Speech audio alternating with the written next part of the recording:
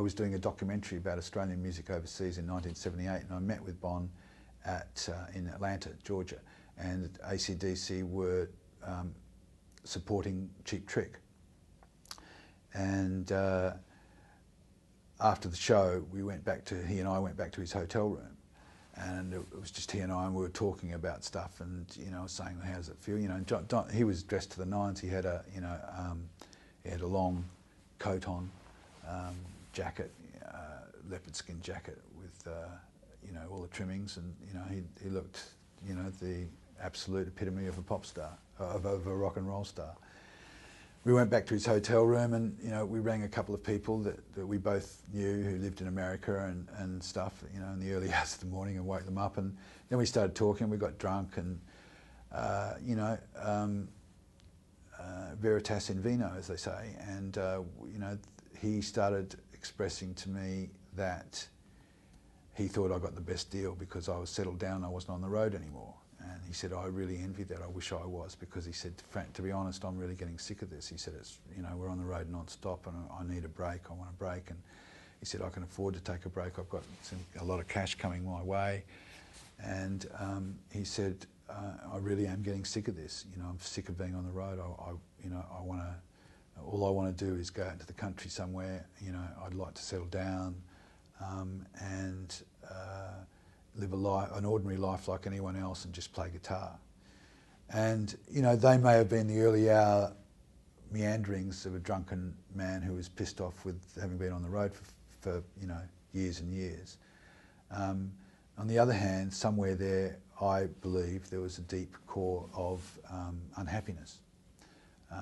And again, I say anyone who's been on the road for a long period of time knows that that can make you very unhappy. You're away from your loved ones, you're away from your friends,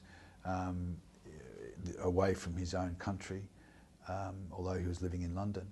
And I'm sure there was a certain period of a certain dissatisfaction and unhappiness, and of that I have no doubt at all. But of course the pull of the glamour, the pull of making rock and roll music and being so close to making it were going to be far stronger than any partial 4 o'clock in the morning drunken unhappiness. And so he stayed with them. But always in his letters and in our communications after that, I always felt that there was an undertone of sadness about Bon and about what he was doing.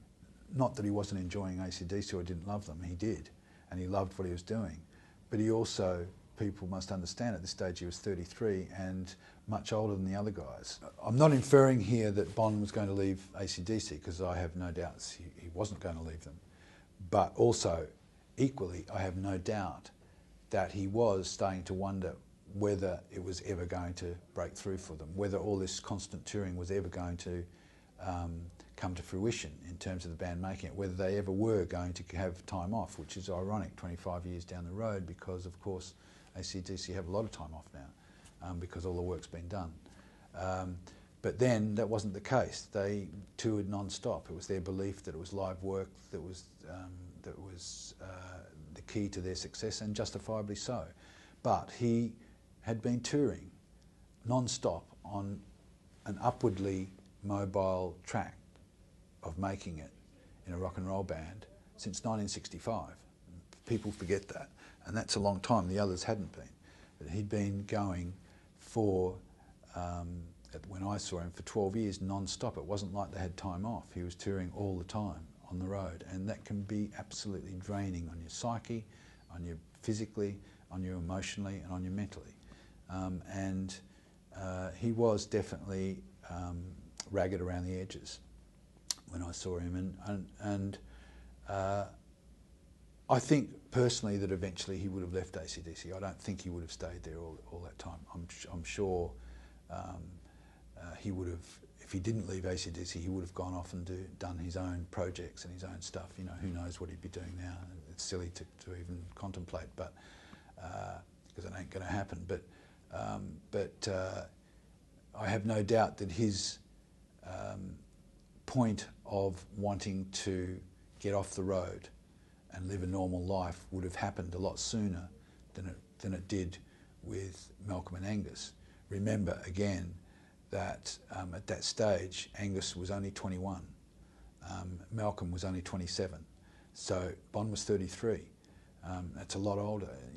When you're 21 and 27, you have a completely different outlook on life and your ability to be able to handle things like being on the road, which is a hardcore job, one of the hardest jobs you could possibly do, contrary to popular belief. And he was a lot further down the track than they were in terms of wanting to get on with the next step of life.